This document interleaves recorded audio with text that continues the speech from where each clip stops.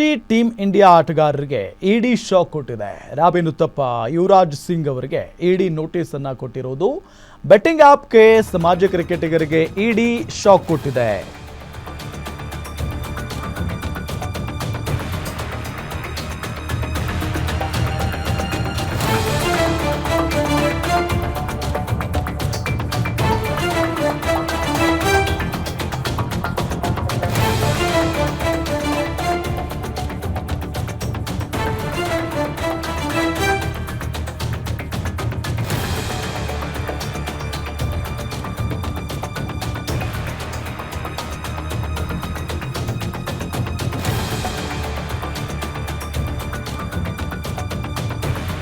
September 22ಕ್ಕೆ ವಿಚಾರಣೆಗೆ ಹಾಜರಾಗಬೇಕು ಅಂತ ಇಡಿ ಸಮನ್ಸ್ ಅನ್ನ ಕೊಟ್ಟಿರುವುದು.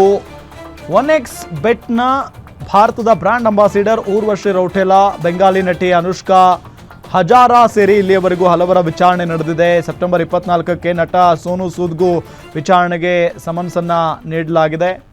ಗಮನಿಸ್ತಾ ಇದ್ದೀವಿ, ಟೀಮ್ ಇಂಡಿಯಾದ ಮಾಜಿ ಆಟಗಾರರಿಗೆ ಇಡಿ ಶಾಕ್ ಕೊಟ್ಟಿರುವುದು. ಬೆಟ್ಟಿಂಗ್ ಆ್ಯಪ್ ಹಗರಣದಲ್ಲಿ ಲಿಂಕ್ ಹಿನ್ನೆಲೆ ಇವರೆಲ್ಲರಿಗೂ ಕೂಡ ನೋಟಿಸ್ ಅನ್ನ ನೀಡಲಾಗಿದೆ. ರೈನಾ ಶ್ರೀಕರ್ ಧವನ್ ನಂತರ ಅಂದರೆ ಸುರೇಶ್ ರೈನಾ ಜೊತೆಗೆ ಶ್ರೀಕರ್ ಧವನ್ ನಂತರ ಯುವರಾಜ್ ಸಿಂಗ್ ಜೊತೆಗೆ ರಾಬಿನ್ ಉತ್ತಪ್ಪ ಅವರಿಗೂ ಕೂಡ ನೋಟಿಸ್ ಹೋಗಿದೆ. ಈಗಾಗಲೇ ವಿಚಾರಣೆ ಎದುರಿಸ್ತಾ ಇದ್ದಾರೆ ಸುರೇಶ್ ರೈನಾ ಮತ್ತು Shrikar Dhawan. Prevention of money laundering act ಅಡಿ ನೋಟಿಸನ್ನು ನೀಡಲಾಗಿದೆ. 1x ಬೆಟ್ಟಿಂಗ್ ಆ್ಯಪ್ ಪ್ಲಾಟ್ಫಾರ್ಮ್ ಸಂಬಂಧ ನೋಟಿಸನ್ನು ನೀಡಲಾಗಿರುವುದು. ಸೆಪ್ಟೆಂಬರ್ 22ಕ್ಕೆ ವಿಚಾರಣೆಗೆ ಹಾಜರಾಗುವಂತೆ ಇಡಿ ಸಮನ್ಸನ್ನು ನೀಡಿದೆ.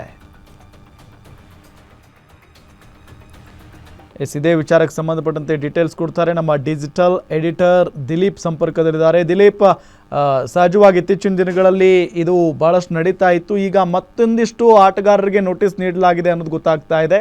ಡೀಟೇಲ್ಸ್ ಕೊಡ್ತಾ ಹೋಗೋದಾದ್ರೆ ರಾಮ್, ಏನೊಂದು 1x ಬೆಟ್ ಅನ್ನೋದು ಏನೊಂದು ಆ್ಯಪ್ ಇದೆ. ಅದು ಆನ್ಲೈನ್ ವೇದಿಕೆ. ಇದರ ಒಂದು ಬ್ರ್ಯಾಂಡ್ ಅಂಬಾಸಿಡರ್ ಊರ್ವಶಿ ರೌಟೇಲಾ ಅವರ ಮೂಲಕನೇ ಭಾರಿ ಜನಪ್ರಿಯತೆ ಗಳಿಸಿದೆ, ಅದೆಲ್ಲರಿಗೂ ಗೊತ್ತಿದೆ. ಜೊತೆಯಲ್ಲೇ ಒಂದು ಬೆಂಗಾಲಿ ನಟಿ ಅನುಷ್ಕಾ ಹಜಾರಾ ಕೂಡ ಇದರಲ್ಲಿ ಕಾಣಿಸ್ಕೊಂಡಿದ್ರು ಈ ಆ್ಯಪ್ ನ ಪ್ರಮೋಷನ್ ನಲ್ಲಿ.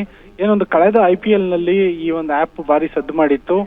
ಜೊತೆಗೆ ಈ ಆ್ಯಪ್ ನಲ್ಲಿ ಬೆಟ್ಟಿಂಗ್ ಆಡಿದಂತವರಿಗೆ ಅವರಿಂದ ಏನು ಹಣವನ್ನು ಕಟ್ಟಿಸ್ಕೊಂತಿದ್ರು, ಮತ್ತೆ ಯಾರ್ಯಾರಿಗೆ ವಿಜೇತರಾದ್ರು ಅವ್ರಿಗೆ ಹಣವನ್ನು ಹಿಂತಿರುಗಿಸೋದಿರ್ಬೋದು, ಮತ್ತೆ ಈ ಬೆಟ್ಟಿಂಗ್ ಆ್ಯಪ್ ನ ಯಾರು ಪ್ರಮೋಟ್ ಮಾಡ್ತಿದ್ರು, ಯಾರು ಅದ್ರ ಓನರ್ ಆಗಿದ್ರು, ಅವರೆಲ್ಲರ ವಿರುದ್ಧನೂ ಏನೊಂದು ಮನಿ ಲ್ಯಾಂಡ್ರಿಂಗ್ ಆಕ್ಟ್ ವಿರುದ್ಧ ಅಂದ್ರೆ ಅಕ್ರಮ ಹಣ ಸಾಗಣೆ ಪ್ರಕರಣ ಸಂಬಂಧಪಟ್ಟಂಗೆ ಇಡಿ ಒಂದು ಪ್ರಕರಣವನ್ನ ದಾಖಲಿಸ್ಕೊಂಡಿದೆ. ಮತ್ತೆ ಈ ಒಂದು ಆ್ಯಪ್ ನ ಪ್ರಮೋಟ್ ಮಾಡೋದಕ್ಕೆ, ಇದರ ಅಡ್ವರ್ಟೈಸ್ಮೆಂಟ್ ನಲ್ಲಿ ಭಾಗವಹಿಸಿದ್ದಕ್ಕೆ ಸಂಬಂಧಪಟ್ಟಂಗೆ ಈ ಹಿಂದೆ ಊರ್ವಶಿ ರೌಟೇಲಾ ಕೂಡ ವಿಚಾರಣೆ ಎದುರಿಸಿದ್ರು, ಅನುಷ್ಕಾ ಹಜಾರಾ ಕೂಡ ವಿಚಾರಣೆ ಎದುರಿಸಿದ್ರು. ಅದಲ್ಲದೆ ರೈನಾ ಮತ್ತೆ ಧವನ್ ಕೂಡ ವಿಚಾರಣೆ ಬಿಸಿಯನ್ನು ಎದುರಿಸಿದ್ರು. ಇದೀಗ ಈ ಸಾಲಿಗೆ ಹೊಸದಾಗಿ ಇಬ್ಬರು ಯುವ ಆಟಗಾರರು ಸೇರ್ಪಡೆ ಆಗ್ತಿದ್ದಾರೆ, ರಾಬಿನ್ ಉತ್ತಪ್ಪ ಮತ್ತೆ ಯುವರಾಜ್ ಸಿಂಗ್. ಅವರು ಕೂಡ ಈ ಒಂದು ಬೆಟ್ಟಿಂಗ್ ಆಪ್ ನ ಪ್ರಮೋಟ್ ಮಾಡಿದ್ರು ಅಂತ ಹೇಳ್ಬಿಟ್ಟು ಆರೋಪ ಕೇಳಿ ಬಂದಿದೆ.